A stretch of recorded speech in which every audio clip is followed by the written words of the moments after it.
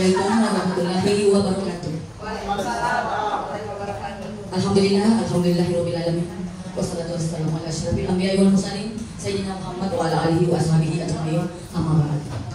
Puji dan syukur kita panjatkan kehadirat Allah Subhanahu wa taala karena pada siang hari ini alhamdulillah kita diberikan oleh Allah yaitu kesempatan untuk mengikuti kegiatan yaitu Kombel UPTSPM SDI Presparaya 1 dalam rangka melaksanakan bimbingan teknik pengembasan literasi numerasi, dan alhamdulillah hari ini kita sudah akan memulai acara karena pemateri kita sudah ada di depan kita semua.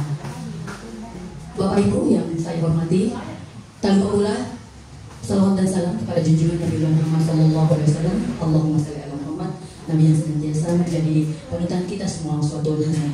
Bapak Ibu beserta Bimtek yang sama-sama berbahagia untuk menghargai dan mengisi waktu, marilah kita bersama-sama memberikan kepada pemateri kita untuk memberikan pemaparannya. Kepada Bapak Muhammad Rizkan, kami persilakan dengan hormat. Oke, terima kasih Bapak Ibu. Jadi satu saja yang resmi. Assalamualaikum warahmatullahi wabarakatuh. Sebelum saya mulai, saya mau menyampaikan dulu apa tujuan dari dilaksanakannya kegiatan ini. Jadi saya mau menyampaikan dulu garis besar, dan yang paling pertama itu apa yang kita akan dapatkan dari kegiatan yang kita lakukan hari ini. Jadi biasanya kan begini, kalau di bimtek-bimtek yang lama itu, yang sampai 4 hari, 3 hari, biasanya kita diantar dulu dari awal pengantar sampai terakhir. Nanti puncaknya itu di akhir diberikan.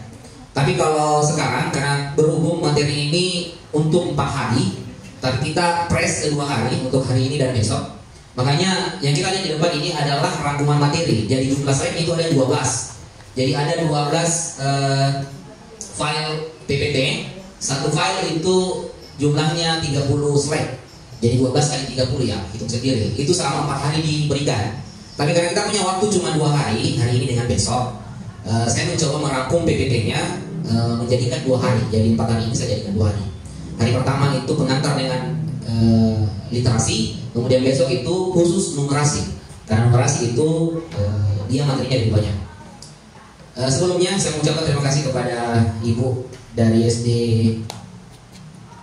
Ujung Pandang Baru Sakti. Kebetulan beliau adalah teman yang sama-sama mengikuti kegiatan Litnum di SD Telkom kemarin. Sebenarnya itu satu kelas itu ada berapa orang teman itu? Ada sekitar 20 lebih. Hari ini kita undang 8 orang, tapi mungkin masih di jalan. Insya Allah kenapa kita undang itu untuk memfasilitasi sebentar kerja kelompok. Jadi kita ada sebentar kerja kelompok, tapi terakhir intinya kerja kelompok itu adalah yang kita akan praktekkan di siswa. Jadi itu intinya sebenarnya. Jadi tidak terlalu banyak materi di sini. Langsung saya masuk di dasarnya, kemudian setelah dasar teknik pelaksanaan yang kita akan ajarkan di siswa. Jadi literasi numerasi yang selama ini kita kenal itu cuma perpustakaan tok. Kalau sekarang itu sudah merambah masuk di pembelajaran. Jadi masuk ke semua guru untuk membawakan di pembelajaran masing-masing. Kemudian yang kedua yang saya sampaikan sebelumnya adalah pelatihan ini adalah pendampingan dari bantuan buku yang disalurkan oleh Kementerian Pendidikan kepada 200 sekolah lebih, 200 sekolah lebih untuk tahap pertama. Itu bantuan buku bacaan bermutu. Jadi ada di depan kita ini contohnya. Kalau total buku bantuan ini ada 600 buku, semua sudah ada di perpustakaan. Itu bukan bacaan biasa. Jadi kalau selama ini di perpustakaan itu anak-anak kita suruh masuk membaca saja. Setelah membaca 15 menit, 20 menit disuruh keluar. Anak itu cuma kewajiban, lepas kewajiban saya membaca. Apa yang mereka baca itu tidak dipahami. Nah itu yang kita akan rubah. Jadi bagaimana memberikan bacaan kepada anak-anak, setelah dia baca, dia pahami dan dia laksanakan di kehidupan sehari-hari. Itu tujuannya sebenarnya. Dan yang melaksanakan itu siapa? Guru. Jadi guru melaksanakan di kelas. Jadi insya Allah nanti akan ada di kelas-kelas itu akan dibagikan bukunya, di kelas-kelas untuk digunakan dalam pembelajaran. Oke, ini adalah materi pertama dari Kementerian Pendidikan dan Kebudayaan. Masuk nih Pak, masuk langsung. Dasar hukum ya. Jadi selamat datang kepada Bapak dari SD Cabang, SD Rampujau ini. Beliau ini juga bersama dengan saya dengan Ibu mendapatkan pelatihan selama 4 hari di SD Telkom kemarin. Jadi pertama itu adalah dasar hukum. Kenapa kita harus mengimbaskan litnum ini atau literasi numerasi ini kepada guru-guru yang ada di sekolah. Ini bisa dibaca ya, Undang-Undang Nomor 20 Tahun 2023 Sisdiknas, kemudian dan seterusnya dan seterusnya. Kemudian lanjut di kompetensi guru dikembangkan dari peraturan Direktur Jenderal Guru dan Tenaga Kependidikan. Jadi sebenarnya kita kan itu ada namanya kompetensi profesional guru. Yang ikut PPG ini pasti akan pelajari nanti.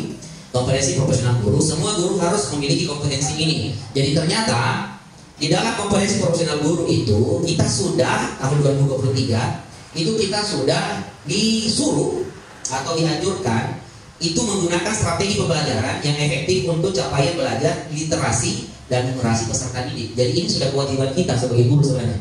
Jadi adalah sudah kewajiban yang kita harus lakukan di pembelajaran dan di lingkungan sekolah. Kemudian, nah ini programnya. Jadi pertama itu ada hibah buku. Ini yang saya maksud tadi hibah buku. Ini bukunya. Jadi hibah buku ini ada 600 buku. Totalnya 600 buku. Judulnya itu ada 200 buku dengan ada kalau tidak salah 1, 2, 3, 4, 5 ada 6 tingkatan seperti itu.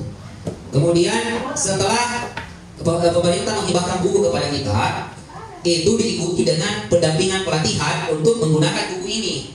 Jadi itu fungsinya sebenarnya. Jadi ada buku dikasih kemudian dikasih lagi pelatihan untuk menggunakan buku ini di sekolah seperti itu. Kemudian outputnya, ya diharapkan ketersediaan buku bacaan bermutu di sekolah. Jadi bukan cuma di perpus ya, tapi di sekolah di semua ini kelas kalau bisa. Kemudian tersedianya guru yang mengelola lingkungan belajar kayak teks multimodal dan lingkungan kayak numerasi. Masalah multimodal ini sebentar pembahasannya kita lanjut saya dulu. Kemudian tersedianya guru. Jadi ini rata-rata tersedianya guru. Jadi selain buku, guru juga harus ada seperti itu.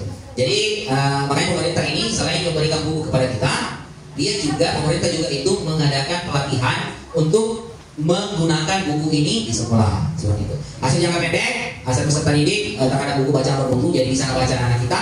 Kemudian pengelolaan dan pemanfaatan buku bacaan bermutu, nah ini dilakukan oleh guru. Lingkungan belajar di sekolah, ini yang masuk multimodal sebentar kita jelaskan. Kemudian pembelajaran dan asesmen, ini yang sudah masuk di kelas karena dia sudah mengacu kepada pembelajaran. Hasil jangka panjangnya, minat dan kebiasaan membaca peserta didik. Tapi saya perlu garis bawahi di sini, minat kebiasaan membaca itu adalah membaca memahami. Jadi kalau selama ini itu anak-anak disuruh membaca di perpustakaan, setelah itu tidak ada nih.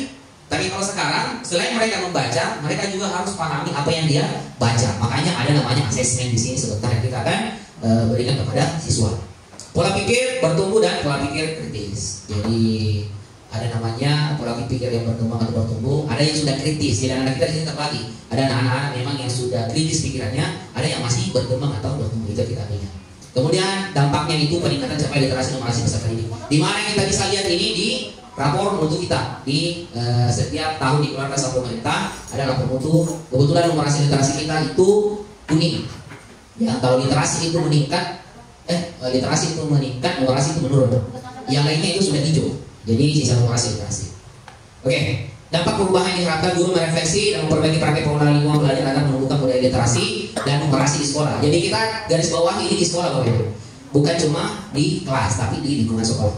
2, guru merefleksi dan memperbaiki praktik pembelajarannya. Nah ini praktik pembelajaran. Jadi ini intinya kenapa kita diimbaskan, karena numerasi literasi ini kita akan terapkan di pembelajaran kita di kelas. Asesmen agar semakin meningkatkan faktor literasi dan peserta didik secara efektif. Kemudian terakhir, kecakapan literasi dan numerasi peserta didik meningkat. Dampak dari pengolahan sekolah, lingkungan belajar dan pembelajaran serta asesmen yang semakin baik. Oke, jadi rujukan materinya ini kita lihat di sini panduan implementasi kompetensi literasi dan numerasi untuk guru pendidikan dasar. Jadi ini ada panduannya sebenarnya. Nanti saya download, kemudian saya bagi di grup. Di sini ada semua. Kemudian juga yang profesional sebentar itu ibu sama harus hafal itu sama ibu ini ya, nanti itu akan didapatkan di intinya. Masalah ke profesional guru itu rata-rata soalnya dari sana. Jadi ada buku panduannya juga sebentar saya kira. Jadi rujukan materi kita sebenarnya ini lingkungan belajar kayak literasi dan numerasi. Di bagian pertama lingkungan belajar berarti itu di mana? Di kelas. Kalau kita belajar di lingkungan belajar itu rata-rata ada di kelas. Jadi tidak menutup kemungkinan ada di luar kelas. Kemudian budaya literasi dan numerasi guru. Jadi guru dulu yang harus melakukan budaya literasi dan numerasi ini sebelum diterapkan kepada siswa. Kemudian pembelajaran dan asesmen. Asesmen itu penilaian. Oke. Kemudian kita masuk di materi pertama, panduan implementasi dan kompetensi literasi dan numerasi guru SD. Kegiatan literasi numerasi sekolah perlu berdampak kepada kegiatan peserta didik, perlu pengumuman minat baca perlu selaras dan dengan minat peserta didik. Kita lewati saja, kita masuk di intinya. Mengapa guru perlu memiliki kompetensi literasi dan numerasi? Pertama, guru perlu mengembangkan profesionalismenya melalui berbagai kegiatan pengembangan kapasitas. Guru perlu menjadi model atau figur. Jadi ini yang kita akan lakukan nanti di kelas. Jadi guru itu akan menjadi model di depan kelas untuk mengembangkan numerasi literasi yang ada di kelas kita masing-masing. Melalui apa? Melalui pembelajaran dan lingkungan literasi numerasi yang kita buat di sekolah dan di kelas. Ini nanti sudah tadi kompetensi literasi guru menuju kepada konsep literasi yang tepat. Di tengah ini, di sini sebenarnya kita mau bertanya apa yang kita tahu tentang literasi itu sendiri. Jadi sebenarnya begini, pertama-tama itu di pelatihan saja. Itu kalau ditanya apa itu literasi, rata-rata itu apalagi kalau kita guru biasa, rata-rata itu dia akan menjawab literasi itu membaca. Nah itu literasi itu adalah membaca.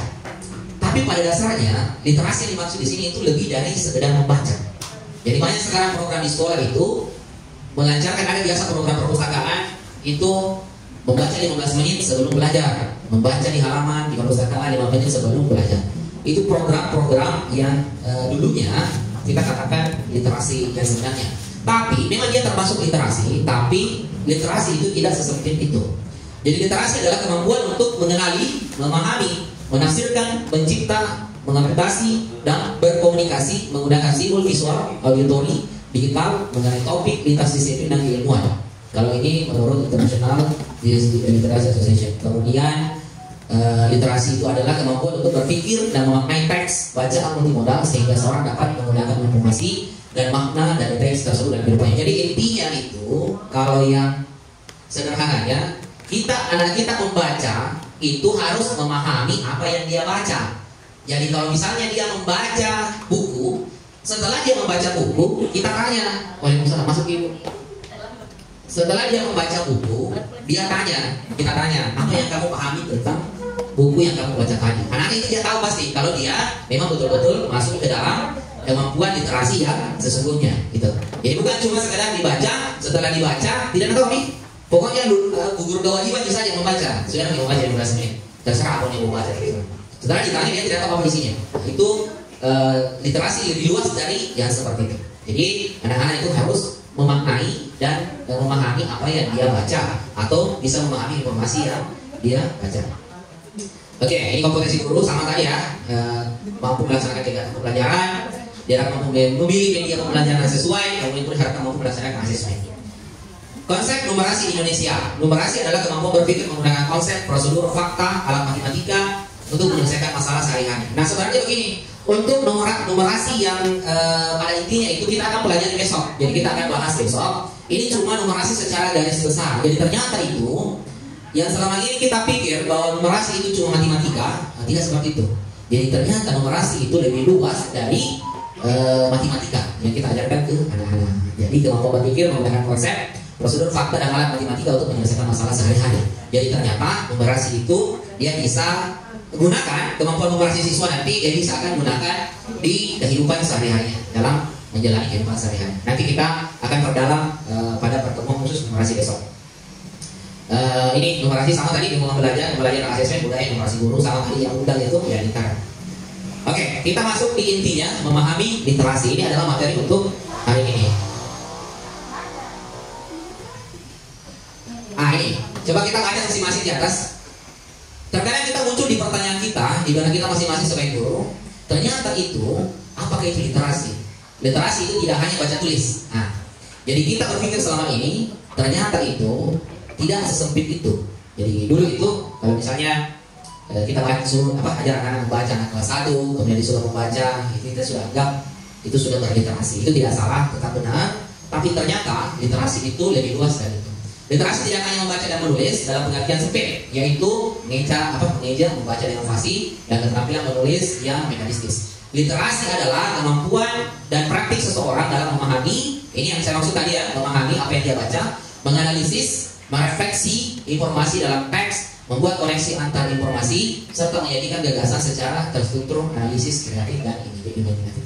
Sederhananya begini, setelah anak-anak membaca, apa yang mereka baca itu bisa dimanfaatkan dalam menyelesaikan masalah dalam kehidupan sehari-harinya dengan cara membuat koneksi antar informasi yang dia dapatkan dari berbagai sumber. Nah, masuk tadi di multimodal. Jadi numerasi itu bukan cuma bacaan saja. Ternyata audiovisual, kemudian gestur guru itu masuk. Yang namanya literasi tadi. Tadi soalnya kita perdalam. Kemudian teks itu kita membaca banyak, tidak hanya teks tertulis. Nah, jadi ternyata untuk literasi ini bukan cuma buku saja yang bisa digunakan untuk literasi siswa kita. Cetak, visual, aural, audiovisual, gestural, spasial. Jadi ternyata selain dari tulis ini tulis ya kan, ini masuk buku. Visual itu gambar. Biasanya kita menggunakan pakai gambar atau video yang masuk visual. Kemudian aural itu, kemudian audiovisual. Kalau aural itu suara. Biasanya kita putarkan musik ataukah orang yang bercerita di radio, itu kita putarkan aural. Kemudian audiovisual itu dia menggabungkan antara visual dengan aural. Jadi ada yang bisa dilihat, ada juga yang bisa didengar. Kalau visual itu dia masuk gambar saja. Biasanya ada poster-poster itu di depan perpustakaan, di situ ada banyak poster, dia masuk cuma visual karena tidak mengeluarkan suara. Kalau aural itu dia biasanya ada kita putar audio, anak-anak kita dengar, itu namanya aural. Audiovisual itu videonya, jadi dia ada gambarnya, ada suaranya. Kemudian gestural, gestur itu gurunya. Contoh, saya menjelaskan kepada anak-anak tentang sifat-sifat cahaya. Di depan kelas itu banyak tangan saya ke kiri, ke kanan, menunjuk matahari, itu namanya gestural. Atau yang dilakukan oleh guru atau gestur seorang guru. Kemudian spasial. Nah, ini spasial ini. Biasanya kalau kita masuk di sekolah ini, ada di depan itu, di depannya perpustakaan. Di situ tertulis, ada anak-anak di gambar itu di atas buku, kemudian dia di bawah lautan.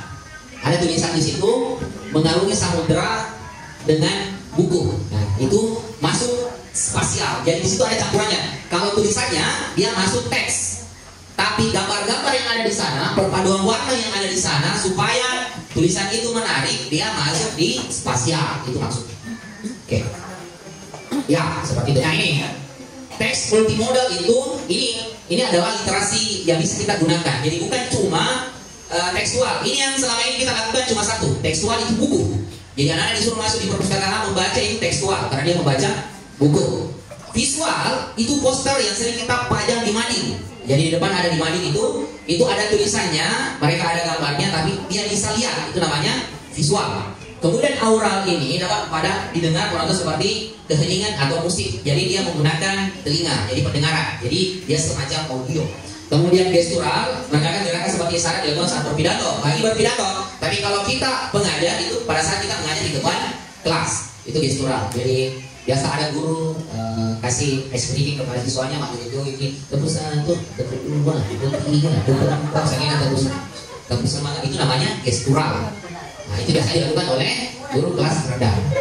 Kalau kita di kelas tinggi, saya tidak tahu kalau kelas tinggi yang lain. Kalau saya itu ada gestur. Kalau ada siswa guru dia nih begitu. Dia nih diarik dilihat ke pusat. Bukan gestur, audio. Nah, spasial menekankan ruang seperti cara menyusun infografis agar lebih mudah dipahami. Jadi begini Bapak Ibu. Biasa kalau kita cuma contoh ya, kita mau menyampaikan kepada anak-anak kita, contoh ini ya, contoh stop bullying. Coba kita lihat di sini. Ini poster. Ini poster.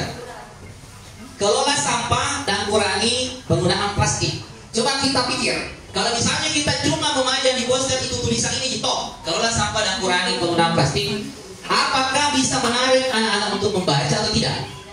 Tapi kalau misalnya kita kasih gambar-gambar, kemudian warnanya warna-warni, dibuat besar, baru masuk di lingkungan sekolah sudah dilihat, berarti inilah yang dimaksud dengan spasial.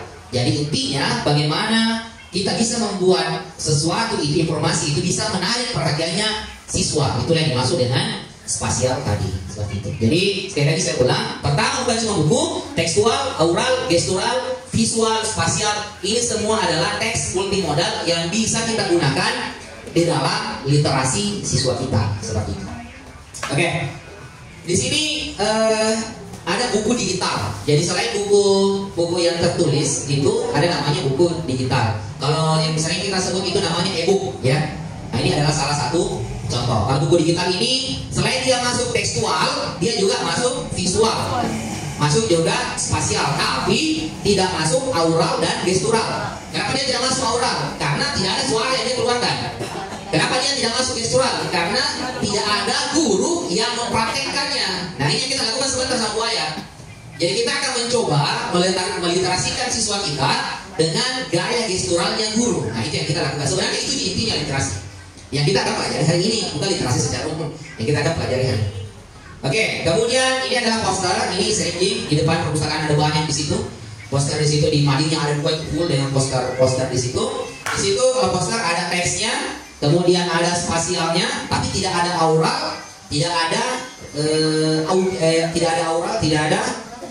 yang ada cuma visual saja. Jadi tidak ada audionya atau auralnya. Tapi masuk apa? Masuk teks sama spasial. Manfaat penggunaan teks multimodal. Jadi manfaatnya itu satu, bahkan itu memang membiasakan bahasa didik untuk menggunakan bentuk informasi yang beragam. Jadi bukan cuma satu, bukan cuma bukunya saja. Kalau dua, dengan menyimak, membaca dan memeriksa teks multimodal, peserta didik akan terbiasa berpikir kritis dengan cara menanggapi, menganalisis, dan merefleksi materi di dalam teks tersebut. Artinya begini, tidak membosankan, begitu ya? Tidak membosankan. Jadi biasanya kalau anak-anak kita suruh membaca tok duduk di perpustakaan 15 menit, sebenarnya 2 menit membacanya, 13 menit itu si undang-undang, lari lagi dari kanan. Nah kalau sini Ibu Ros menegur, kalau yang tidak di tengah-tengah Ibu lihat. Jadi kalau Ibu Ros, kesimpulan. Nah ini kesimpulannya ya. Teks multimodal adalah teks atau bahan bacaan yang menggabungkan lebih dari satu model. Yang tadi dijelaskan, visual, tulis atau teks, suara tadi, aural, gestur atau gestural, kemudian taktil tadi. Kemudian dua, memilih teks multimodal di suatu pendidikan perlu mempertimbangkan kebutuhan kemampuan dan minat siswa yang beragam. Jadi sebentar ada contohnya. Beda teks multimodalnya anak TK di fase fondasi dengan teks multimodalnya anak SMA. Itu beda. Jadi biasanya kalau anak TK itu lebih banyak gambar, warna. Kalau anak SMA tidak, biasanya langsung pada topiknya. Seperti itu. Pengenalan berbasis teks multimodal akan membiasakan peserta didik untuk menangkap akses informasi yang beragam sehingga mereka bisa terbiasa untuk menanggapi informasi tersebut dengan kritis. Oke. Nah ini materi kita yang terakhir, penguatan lingkungan belajar kaya literasi. Jadi materinya itu sedikit karena sudah dirangkum. Sebenarnya materinya ini ada 12 file. Slide-nya setiap file 25 sampai 30 dibawakan selama 4 hari. Tapi ini sudah dirangkum dari 12 slide dari 12 file jadi 2 file saja. Karena intinya sebenarnya apa yang kita akan lakukan sebentar ini. Jadi yang kita akan lakukan sebentar itu langsung kita mempraktekkan apa yang kita akan lakukan di kelas pada anak-anak kita di kelas. Begitu. Apa yang maksud dengan lingkungan kaya literasi? Lingkungan kaya literasi dimaknai sebagai lingkungan yang memanjakan peserta didik dengan teks multimodal termasuk materi cetak sehingga peserta didik dapat berpartisipasi dalam kegiatan literasi secara rutin. Jadi begini Bapak Ibu. Kalau kita belum bisa memenuhi sekolah kita dengan literasi multimodal ini, paling tidak kita bisa mengelola kelas kita dulu sendiri. Jadi paling tidak kita bisa mengelola kelas kita dulu sendiri dengan menempel-nempel ataukah membuat literasi multimodal di kelas kita dulu. Jadi dengan misalnya dulu kelas 1, kelas 2 sampai kelas 6 masing-masing di ruangannya membuat literasi multimodal di kelasnya dulu. Nanti pada berikutnya itu akan ke lingkungan sekolah. Seperti itu. Jadi di lingkungan kita sendiri dulu di kelas. Contohnya ini, dapatkah Anda mengenali teks multimodal pada daftar ini? Pertama, isi periku. Isi periku ini kira-kira berapa teks multimodal yang ada di sini coba? Apa saja yang ada di sini coba? Teks. Jadi ada teks. Tadi ada teks multimodal. Kemudian ada spasialnya. Jadi teksnya yang mana? Teksnya ini tulisan isi piringku. Kemudian lemak. Apakah di situ saya tidak lihat?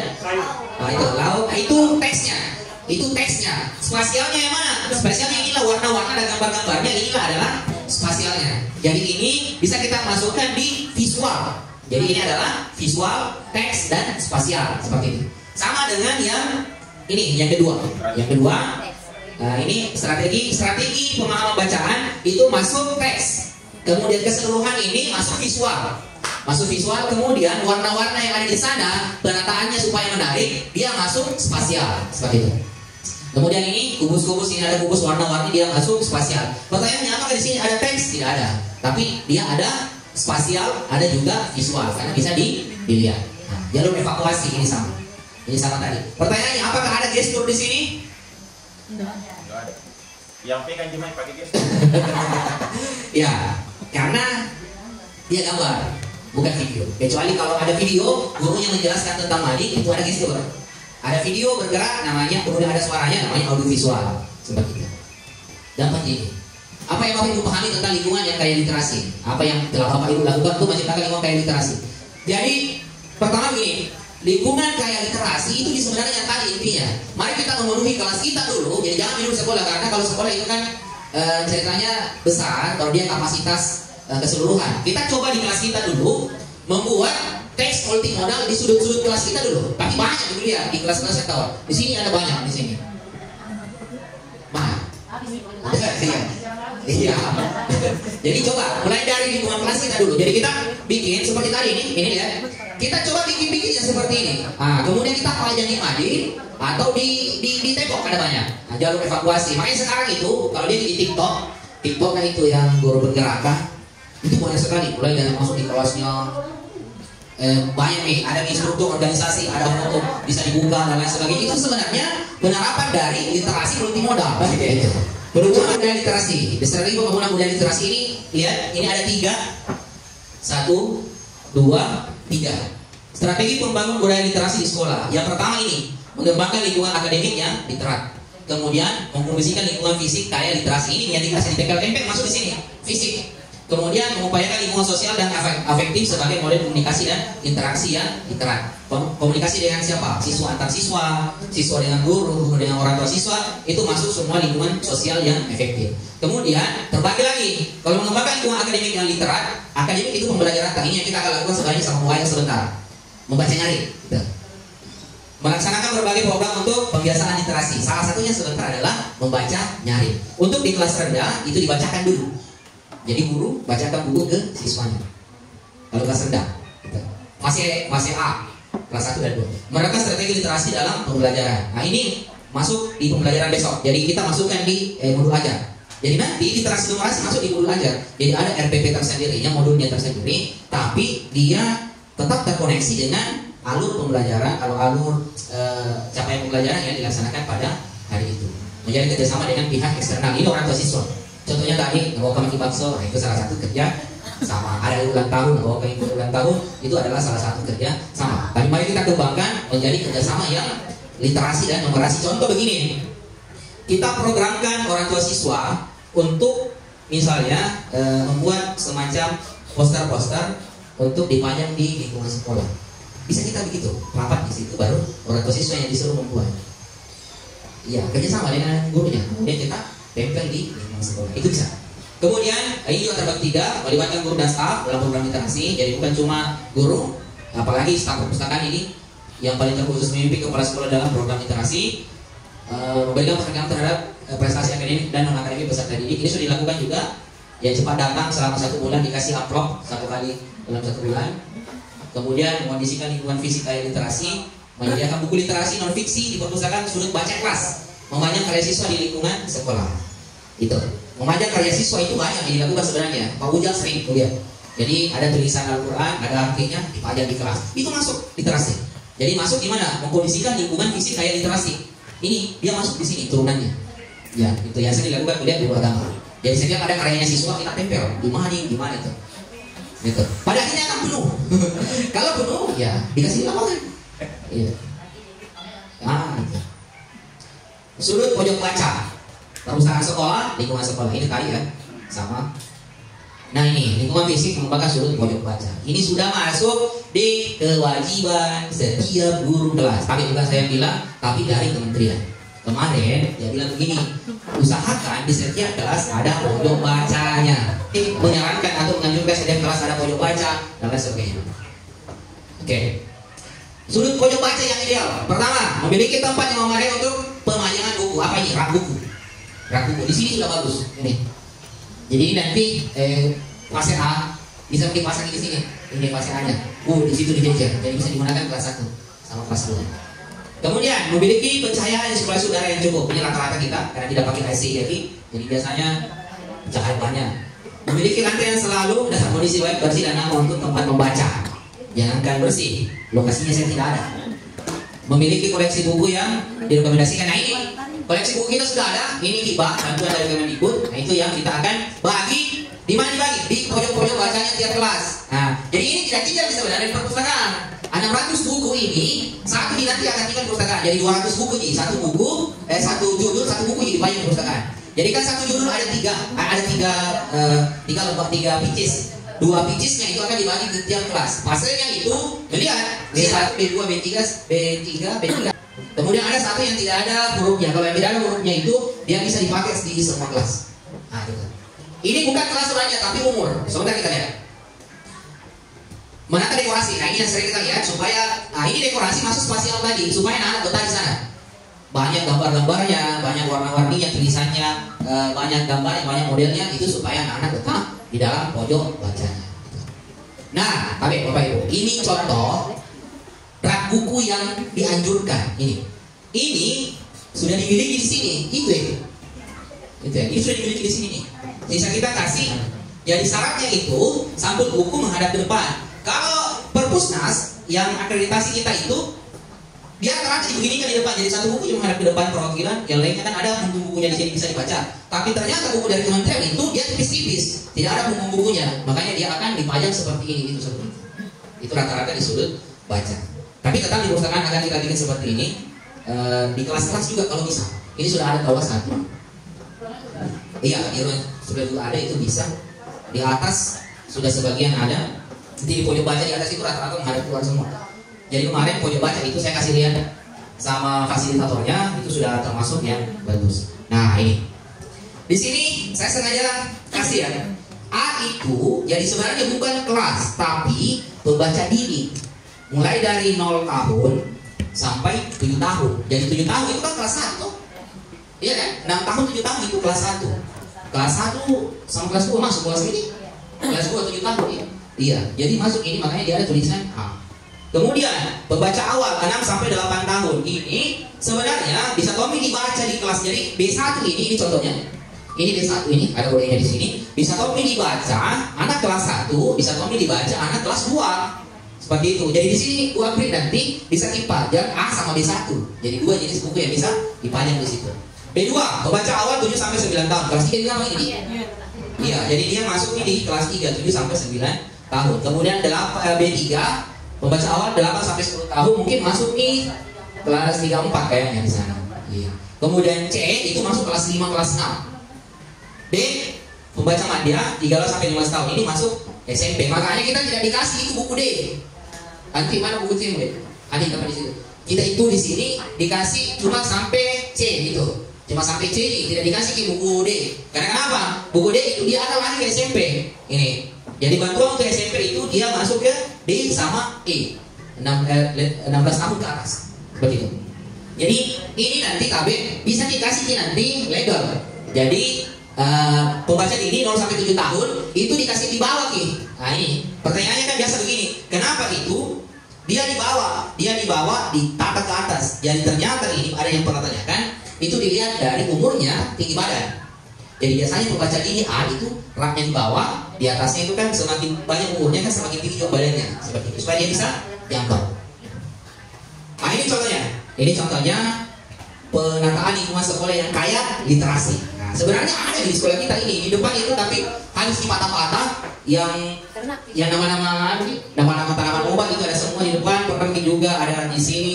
Tapi banyak patah-patah madinya ini ada di depan perpus ini banyak madinya. Cuma tulisan-tulisan begini ini yang baru kita bikin kayaknya. Ini kalau kita kerjasama ini bagus. Makanya di sekolah-sekolah swasta itu baru bagi masuk di PK saya tulisan mami besar. Itu sebenarnya adalah penerapan literasi multimodal. Nah, itu sudah diterapkan sebenarnya di sekolah-sekolah yang sudah maju. Nah, sekarang terakhir ini, kira-kira yang mana yang cocok digunakan di SD? Ini dua ini. Ini kan poster ya, poster 1 dengan poster 2. Ingat, yang pertama itu syaratnya kebermaknaan, sumber belajar, sumber informasi, estetika. Poster mana yang berperan lebih efektif sebagai sumber belajar dan sumber informasi? Poster mana yang lebih bermakna dan estetis? Jadi kalau misalnya kita lihat yang poster pertama ini dia masuk sumber belajar, sumber informasi, dia juga masuk di kebermaknaan, estetikanya juga masuk. Kenapa estetika? Bagus dilihat, pengaturannya rapi, berarti dia masuk semua. Kemudian kalau di sini itu dia sumber belajarnya tidak masuk. Kenapa mati? Sumber belajarnya tidak masuk. Kalau di sini sumber belajarnya strategi memahami bacaan, itu adalah sumber belajarnya. Ya, kamu jawab. Ya, begitu.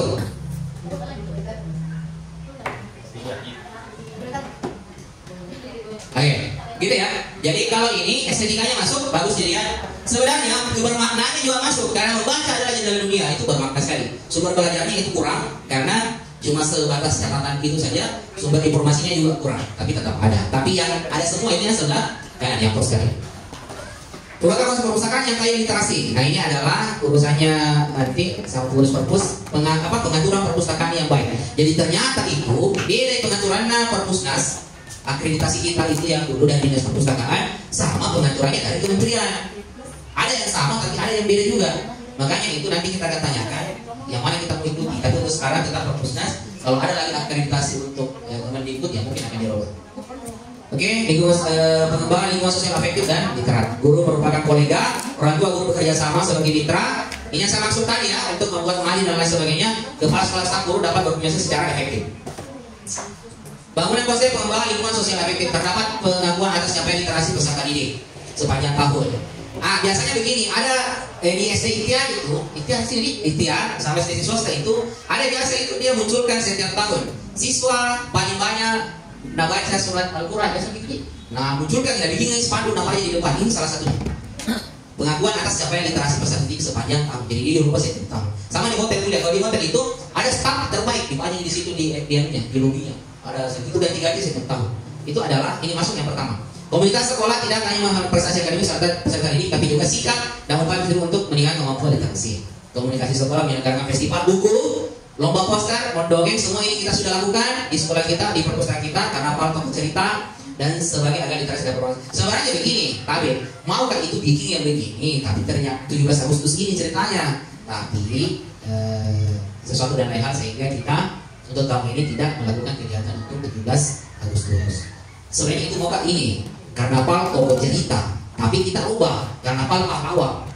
Jadi anak-anak itu akan pada hari itu tanggal 17 atau 17 kita adakan lomba mirip pahlawan. Itu maksud saya begitu ceritanya. Nanti, tapi ya mau diapa lagi. Nah, membaca nyaring ini intinya kita akan lakukan hari ini.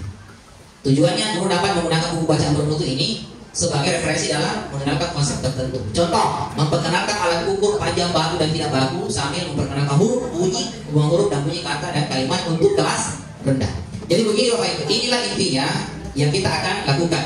Bagaimana literasi itu kita masukkan ke pembelajaran kita. Jadi contoh, misalnya kita belajar tentang matematika, misalnya pelajaran kita di kelas matematika, memperkenalkan misalnya pokok bahasan kita itu memperkenalkan alat ukur panjang baku dan tidak baku. Nah, pemerintah itu sudah siapkan satu buku, namanya judulnya itu buku ukur-ukur. Ini buku ukur.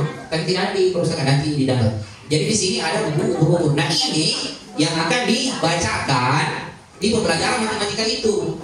Jadi tetap di jalan pembelajaran matematika ya, tetap di jalan. Pokok bahasanya tetap tentang mengukur. Tapi kita ambil di buku yang ada di sini itu kita cari yang mana yang masuk pokok bahasaku ini. Misalnya kan terpajang nih nanti, terpajang di buku di sini kan. Hari ini anak-anak kita belajar matematika tentang mengukur. Kebetulan kita lihat di sini ada buku ukur-ukur. Nah kita ambillah buku itu, kita ambil, kita bacakan di depan siswa. Namanya itu yang maksudnya membaca nyaring. Itulah cara bagaimana mengkoneksikan antara buku bacaan bermutu ini ke dalam pembelajaran kita. Nah itulah intinya. Satu, bagaimana kita membaca nyaring. Pilih salah satu buku konteks dan pojok baca, ini yang kita maksud pojok baca, sesuai dengan jenjang kelas yang ditentukan oleh kelompok. Dalam kelompok silakan membagi peran. Satu orang membacakan buku dengan nyaring, satu orang merekam dengan kamera, dan satu orang melakukan pengamatan. Lembar pengamatan dan saya akan kirim. Anggota kelompok yang lain berperan sebagai peserta didik.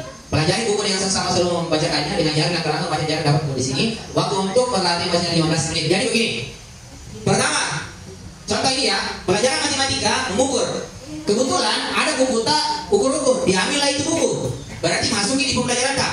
Kedua, dalam kelompok kita bikin kelompok ini. Jadi misalnya di kelas ini kita bikin misalnya 4 kelompok, gitu. Di dalam kelompok itu kita bagi peran. Satu orang membacakan buku. Jadi pilih siswa tak yang kita membaca. Untuk membacakan buku kayak temannya. Jadi itu satu orang yang membaca. Jadi tidak membaca berjamaah, tidak. Satu orang membaca, yang lain mendengar. Itu ini yang kita lakukan. Kemudian satu orang merekam. Jadi kasih di HP, kita merekam nanti. Nah, satunya lagi melakukan pengamatan. Jadi nanti akan dikirim ke grup. Itu lembar pengamatan itu bagaimana?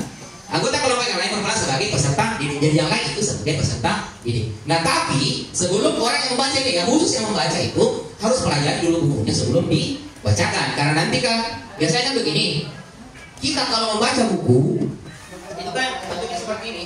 Biasa kita harus tahu dulu lembaran berikutnya itu jalan ceritanya bagaimana sebelum siswa lihat. Jadi artinya kita sudah baca semua di buku. Siapa tahu misalnya begini, belum dibaca ini buku. Iya, kita arahkan ke tempat yang salah. Sekalinya dibalik. Ternyata beda sama yang bilang tadi. Nah, berarti itu anaknya beda Pak. Itu makanya dikuasain dulu ini. Sebentar Bu ayah praktekkan. Ini sudah masternya. Iya. Jadi jangan terlalu banyak waktunya. Waktunya itu 10 menit saja, 15 menit. Jadi siapa tahu bilang, ganggu lagi pembelajaran. Tidak akan ganggu. Dan lebih baik duduk-duduk di kelas itu sebenarnya. Tidak bisa dipungkiri. Daripada duduk-duduk, kita lakukan yang seperti itu. Tapi yang melakukan siapa? Siswa. Tapi sebelum siswa, guru dulu. Itu, guru dulu memberikan contoh. Kalau kelas 1 tidak ada guru pasti. Apalagi TK, ada. Itu. Sebelum membaca, mempresentasikan sendiri ke buku dan mengkoneksikan ke tujuan pembelajaran. Ini dimaksud tadi ya. Hari ini anak kita belajar tentang alat ukur. Di sini ibu guru ada bukunya. Dengar ya, ibu akan membacakan itu. Pada saat membaca, fokus terhadap kalimat, gambar, ekspresi yang berhubungan dengan pencapaian tujuan pembelajaran. Sebentar diperhatikan bagaimana yang dimaksud. Menyimpulkan dan menegaskan kembali kompetensi dan konsep dalam tujuan pembelajaran itu. Nah ini contohnya. Langkah-langkah membaca nyaring. Ini. Kasih dan kebutuhan peserta didik A, B, dan C di fasenya. Jadi kalau fase C, jangan membaca seperti anak-anak. Misalnya, kalau di fase A, jangan membaca seperti saya. Kalau saya itu tidak bisa membaca di fase A, bahaya. Buku non-teks untuk kegiatan membaca nyaring dapat dipilih dari buku dengan jenjang yang lebih tinggi daripada kemampuan membaca peserta didik. Memilih buku konteks, non-teks dengan minat peserta didik fase A, B, C menentukan keberhasilan kegiatan membaca nyaring. Kegiatan membaca nyaring merupakan salah satu kegiatan pemanfaatan teks multimodal guru pada dapat melakukan kegiatan lain, mendongengkan cerita dari buku non-teks atau mengajak peserta didik bermain peran. Jadi bukan cuma dibacakan. Jadi siapa tahu dibaca itu ini tidak. Biasa kita cari dongeng paling mudah. Nah itu kita tahu. Kita dongengkan anak-anak. Tapi yang menyangkut dengan pembelajaran kita pada hari itu. Itulah yang dimaksud Bapak Ibu memasukkan buku bacaan bermutu ke dalam pembelajaran kita. Itu gitu. Oke, terima kasih. Silakan Bu Ayah dipraktekkan. Jadi sekarang Ibu Ayah akan menjadi guru. Jadi kita semua ini akan jadi siswa ceritanya. Jadi Bu Ayah akan membacakan satu judul buku. Buku apa Bu Ayah? Kita baca Cipi, ikan cupang, si ikan cupang. Iya. Jadi satu orang nanti jadi yang merekam. Jadi ini kalau di kelas ceritanya satu orang yang mengamati. Langsung bikin.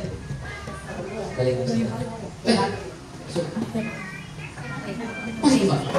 Siapa tuh? Ya silakan, tanya kasih mic. Baik.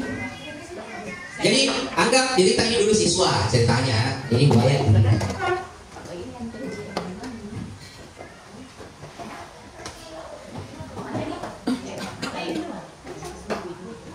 Bismillahirrahmanirrahim. Assalamualaikum warahmatullahi wabarakatuh. Waalaikumsalam warahmatullahi wabarakatuh. Selamat.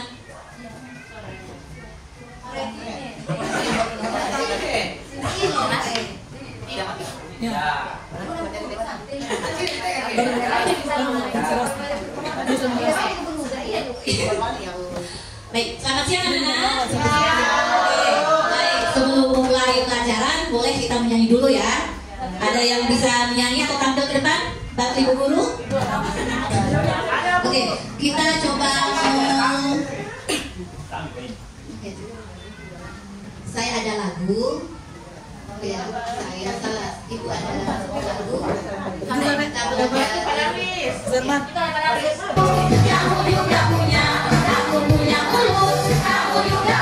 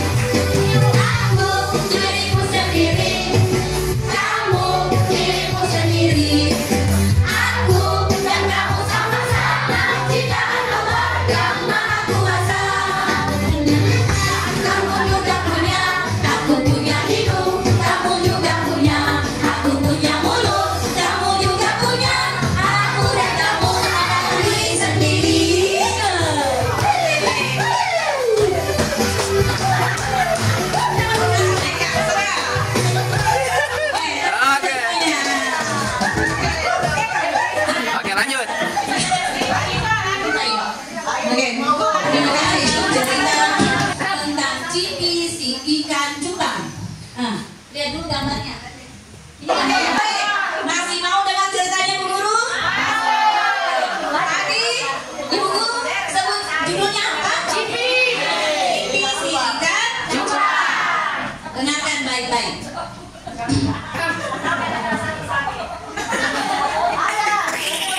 Oke, baik. Bisa diam? Tepuk 1, tepuk 2, tepuk 3. Oke, tepuk semangat.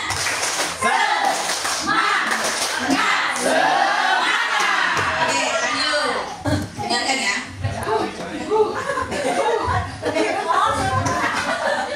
Bu Guru, dikasih menghadap ke depan bukunya. Menghadap ke depan, menghadap. Bukunya Bu bagian dalamnya. Ah, ya. Ya. Iya. Ibu Guru tua di depan tua begini ya. Ya. Halo.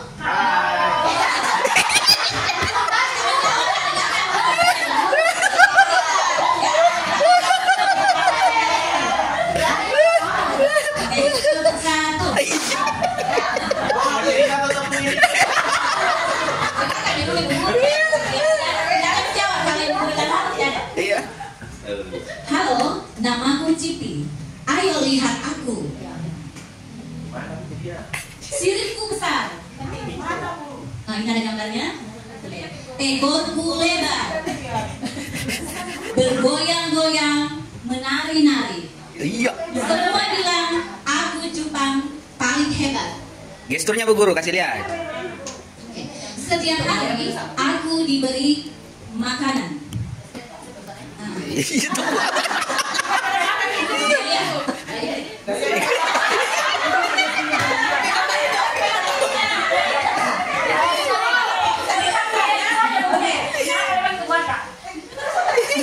Cacing, mau, jentik nyamuk, ini kesukaanku. Saya kira tera-tera nama kamu. 3 hari sekali air akuariumku diganti. Setiap hari aku bermain berkeliling-keliling. Guru tidak ada lihat tulis.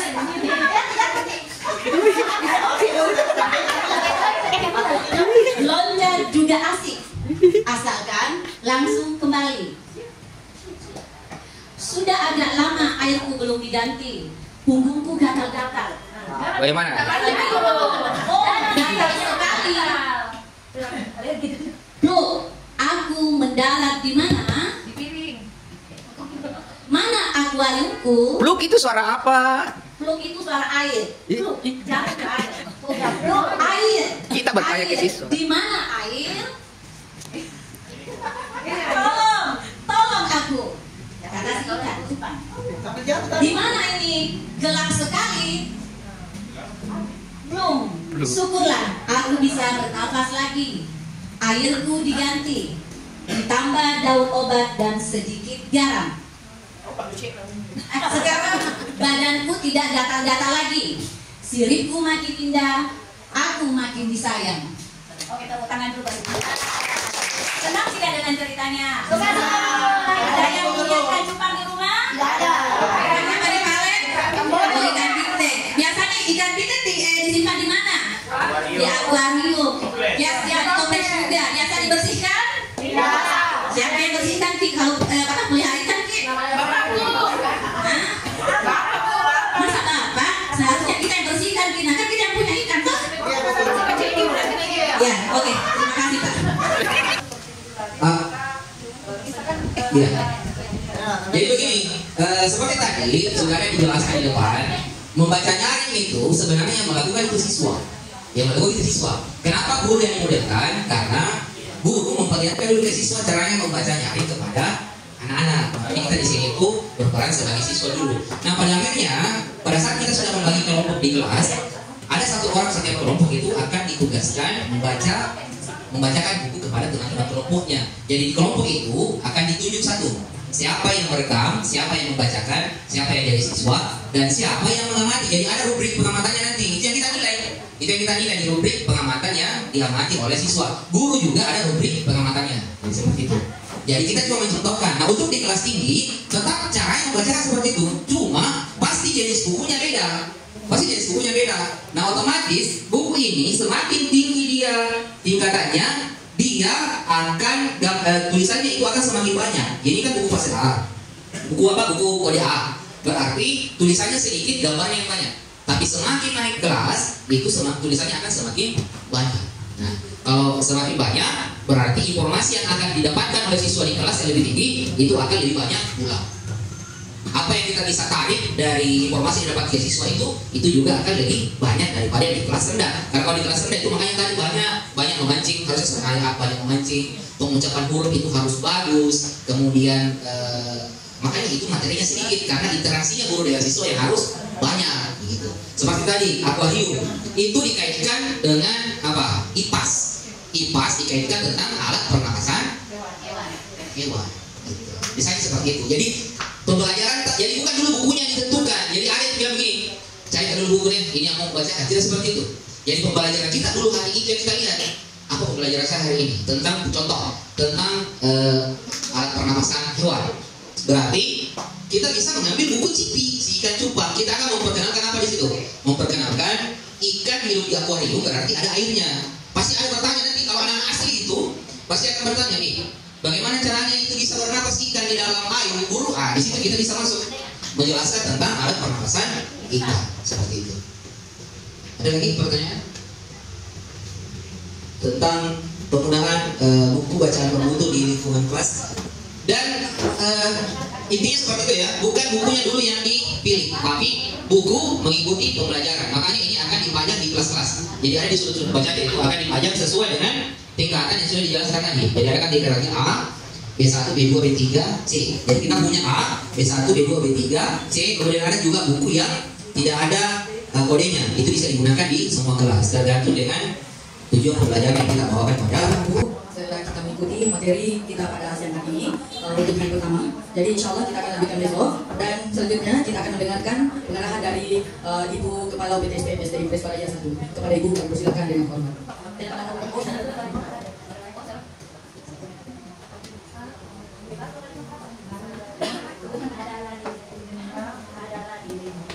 Oke.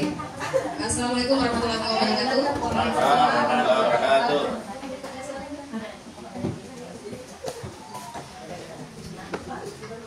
Alhamdulillahirobbilalamin. Puji syukur kita panjatkan kehadirat Allah Subhanahu Wa Taala yang telah bersamai dan memberkahi kita semua untuk melaksanakan kegiatan Litnum Mitra Simulasi ini, untuk bagaimana kita bisa mengimplementasikan nanti kepada peserta didik kita masing-masing di kelasnya masing-masing ya. Bapak Ibu juga kita kirimkan salam kepada Nabi Sallallahu Alaihi Wasallam. Baik Bapak Ibu, saya akan di sini menutup ya. Ya, begitulah karena saya kejar untuk hari ini Bapak Ibu. Ya, karena hari Senin insya Allah saya sudah berangkat. Jadi mulai dari tadi belajar di rumah itu saya ada 5 titik yang saya selesaikan ini hari. Tapi selesai semua. Terakhir tadi di Dinas Pendidikan membawa laporan TKKP. Tapi saya 1 titik. Saya dinantikan oleh Bank Indonesia menerima uang 350.000. Alhamdulillah. Itu mana gitu? Iya, teman-teman. Oke. Tadi sudah diadakan pembahasan Bapak Ibu ya terkait ini. Saya sangat mengapresiasi Bapak Ibu semua. Setidaknya ini dapat meningkatkan nanti rapor untuk pendidikan ya. Bahwasanya mungkin sudah ada dari sekolah lain yang mendapatkan double kinerja ya. Bapak Ibu sudah dapat ya seperti itu. Jadi mungkin sekolah-sekolah kita nanti juga insya Allah kalau AMBK-nya itu naik, rapor mutu juga akan naik. Jadi seyogyanya kita mari guru kelas 5 yang merasa guru kelas 5 bimbing anak untuk AMBK, karena di situ bos kinerja yang akan di-upgrade untuk Bapak Ibu melaksanakan lagi workshop-workshop begini. Jadi itu bos kinerja memang gunanya untuk meningkatkan kompetensi Bapak Ibu guru. Maka dihadirkannya kinerja itu. Jadi kasih tahu juga operator dan kita untuk menginput masuk sertifikat-sertifikat pendidikan prestasinya Bapak Ibu di sekolah seperti itu. Jadi tidak lepas dari sini pembahasan sudah dilakukan secara bersama-sama. Kelas 1, kelas 3, kelas 6 dari sini gabung. Ya, jadi gabung seperti ini. Jadi nanti pembahasannya lagi ke peserta didik, tidak berhenti sampai di sini Bapak Ibu. Mungkin masih ada yang 1 kali? Tidak, maksudnya terakhir dari BPKP? Oh, ada berlomba. Oke, baik Bapak Ibu, tetap semangat, tetap menginspirasi, dan rajin-rajin saja ikut-ikut kegiatan-kegiatan Kemdikbud. Semuanya tercatat. Kurang kali? Iya, selamat datang kurang kali sekolahku. Oke, seperti itu Bapak Ibu. Jadi saya harap saya sebagai Buramania juga. Kita orang main teks ada Bapak Ibu. Oke, jadi saling kolaborasi nih Bapak Ibu. Nih untuk saling sharing. Ada grup kita buat? Ya seperti apa yang dikatakan oleh para pembantu waktu workshop itu. Jadi literasi numerasi ada di mana guys? Linknya? AKM berkelas ya? Ya, AKM kelas di PMM. Ya, di situ soal-soal banyak di situ Bapak Ibu. Siapa tahu belum pergi membuka dan saya juga jujur karena saya tidak tahu kan saya memantau AMBK untuk kelas 5 dan kelas 1 tidak pernah buka. Ternyata di situ banyak soal-soal jejaring untuk masuk di AMBK itu buka di semua. Nah, ada semua di situ. Itu yang kita belajarkan anak sejak dini ya untuk kelas 5. Jadi nanti pada saat AMBK bulan 11 tidak kaku lagi siswa tak. Ini guru kelas 5. Tidak, maksudnya bukan hanya guru kelas 5 saja, kelas 1 juga bisa belajarkan karena itu adalah fondasi untuk ke kelas 5 nanti seperti itu Bapak Ibu. Ini jangan bosan-bosan. Karena kalau itu terus siapa namanya ini siapa tidak berkembang itu anak Bapak Ibu. Contoh sekali yang sudah katakan Pak Korwas saling sharing ya. Jadi saya juga Bapak Ibu dari sekolah lain saya akan mengikuti arahan dari Pak Korwas ya. Jadi kita mungkin dalam satu misalnya dalam 6 bulan itu saya akan adakan 3 kali untuk festival guru yang dievaluasi pembelajarannya dan akan dipanggilkan tim ahli seperti Pak Korwas hadir untuk mereview pembelajaran, melihat, menyimak video-video yang dibuat oleh guru. Jadi jangan malu-malu. Kalau ditegur ki itu artinya disayang ki. Dikasih masukan artinya disayang ki. Bukan ki mau dipojokkan, bukan. Artinya mau ki dibangkitkan semangat bagaimana bisa mengedukasi peserta didik. Ya, karena sejatinya biasa, ya itu namanya ada public speaking. Guru-guru di universitas ini berikutkan semua MCD, nah, supaya ada modalnya seperti itu. Berdiri di depan orang banyak tidak kaku. Unina, Dik, ya Unina nanti selanjutnya. Unina sama Urama nanti selanjutnya tanggal 23 ya, 23 Agustus. Jadi saya ingatkan, saya masukkan di dana bos, tidak dikoreksi sama inspektorat, berapapun itu orangnya. Jadi saya satu kali kegiatan 1.500.000 3 orang pergi, satu kali kegiatan pergi. Nggak dimarahin sama inspektorat, bilang kenapa yang ini? Guru terus kita, ya karena modal utama Bapak Ibu. Berdiri di depan orang banyak itu modal utama kita berbicara. Itu paling penting. Iya, harus memang ditingkatkan public speaking kita. Seperti itu Bapak Ibu. Jadi jangan malu-malu. Saya juga seperti itu juga dulu. Dan terus masih tetap ada. Bahkan ikut lomba juga waktu itu kemarin. Belum pakai ID, semua di tanganku. Karena semua staff-staffnya Bank Indonesia ada di depan tak. Ada semua juga perwakilan-perwakilan. Saya tidak ada bawa supporter waktu hari itu.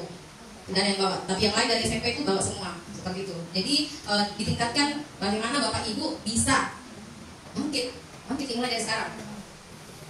Bangkit apa? Bangkit mengajar, bangkit ikut lomba. Jadi kalau di sharing itu, link-link di sini kan sudah semua punya sertifikasi Bapak Ibu. Ada praktisi 5, PM 5, mendaftar ki. Saya kalau kita lewatkan. Kemarin itu saya dari Dinas Pendidikan mulai dari jam 7 sampai jam 4 dan tungguin ke orang di kafe untuk mendaftar di praktisi. Masuk ke mendaftar praktisi. Masa mungkin uang 10.800.000 satu kelas. Kalau dikasih di dosen kolaborasi, alhamdulillah. Tapi seharusnya seperti itu supaya pakai lagi. Jadi ada terbuka ini tanggal 1 sampai tanggal 16 pendaftaran. Buka akun, login, profesi mengajar, bikin di akun, isi semua profil tak, kasih masuk semua sertifikat tak. Di situ ada Google apa kalian tak, centang semua. Tidak ada yang itu kementerian bilang pintar tidak. Dan ada ini. Cuman kita harus memang percaya diri ketika menghadapi mahasiswa. Kalau mengajar di mahasiswa harus kita memang terampil yang namanya semua aplikasi. Seperti itu. Mendaftar kita ngomong gitu kan? Kita juga mendaftar. Jadi sertifikat. Tapi itu hanya saya yang kali itu karena saya coba tadinya daftar. Jadi yang saya itu perusahaan. Nama sekolah tak sih? Iya, nama sekolah tak sih? Tapi jangan hati-hati ki, ada di situ pro bono, artinya pro bono itu tidak dibayarkan ki, jadi harus ki berbayar. Dibayarkan itu? Kan ada 2 centang situ, ada temanku pernah itu centang pro bono, tidak dibayar sampai sekarang. Karena ikhlas itu, karena itu centang. Jadi centang menerima honor, begitu. Pokoknya yang sertifikasi, menang ki, bangkit ki. Baru tentang di situ dari luring. Saya kemarin ditelepon sama UNM Parepare. Ada kasih tantangan, mau mengajar dari atau luring. Aku jawab luring. Parepare luring, sadar ki, belum sadar aja. Tapi saya sih tidak belum balik, belum baca belum balik aja. Oh ya, oke balik. Kalau nggak tahu mungkin orang di luar bilang, bisa sih kita. Setidaknya bisa saling sama adik-adik mahasiswa. Kalau ada yang bilang, mengganggu pembelajaran, kita lihat nih, kubawa anak mahasiswa sini. Tidak mengganggu di pembelajaran di kelasku. Malah bantu kalian membaca, ajar anak siswa dari kelas 1 untuk membaca. Praktisi ini paling bagus di antara semua kegiatan PPT. Karena apa kita minta? Foto awal pertama mengajar, foto akhir pertama mengajar. Kemudian PowerPoint tidak ada, daftar hadir. Nah, seperti kalau jadi fasilitator, banyak diperiksa. Jadi PPK, banyak diperiksa. Siapa jadi PP? CGPK, banyak dikerja. Ini tidak ada juga PP. Ini bukan sih inspirasi supaya tergoyang diri kita untuk bangkit mengajar. Nah, selain juga mengimplementasi siswa untuk literasi numerasi. Terkadang kita tidak punya modal untuk literasi numerasi. Tidak punya biasa modal. Biasa kayak ambil gitu kan? Masih literasi mana numerasi, tapi bergabung sama mahasiswa, nah masih ini aja. Oh, dia tahu seperti ini. jadi saling sharing sama mahasiswa, enak sekali. Sama itu nanti di kalau literasi kan orang selalu bilang numerasi itu ya lupakan kata kunci. Seperti itu ya di data PPDP, tidak selalu kan numerasi itu angka. Iya seperti itu. Jadi semangat ya Bapak Ibu. Nah, jangan kita kendor, pokoknya terus kita berusaha untuk memperbaiki diri, mengupgrade diri, meningkatkan kualitas pembelajaran di kelas. Jangan kalau ada di kepala sekolah baru diperbaiki, diobservasi bagi baru menyiapkan media yang wow. Tidak, di media itu tidak harus di wow, tapi media itu sebagai pesan supaya disampaikan di pembelajaran tak ke peserta didik. Banyak juga itu miskonsepsi. Nah kira itu media kalau cengeng cengeng tidak sih, karena ada sudah kemarin. Yang penting kita sampaikan pesan ke peserta didik. Alhamdulillah. Tidak harus canggih Bapak Ibu. Seperti itu nih Bapak Ibu. Jadi terima kasih untuk Bapak Ibu guru yang sudah berkunjung ke sini belajar bersama dan juga mau saling sharing. Jadi berarti langsung ke sini. Teman-teman. Saya pakai maaf jika Bapak Ibu datang ke sekolah saya banyak kekurangan itu ya datangnya dari kita semua di SD Kelas 1 dan apa yang Bapak Ibu bisa petik dari sekolah kami itu datangnya dari Allah Subhanahu wa taala. Terima kasih atas kunjungannya. Wabillahi taufiq wal hidayah. Wassalamualaikum warahmatullahi wabarakatuh.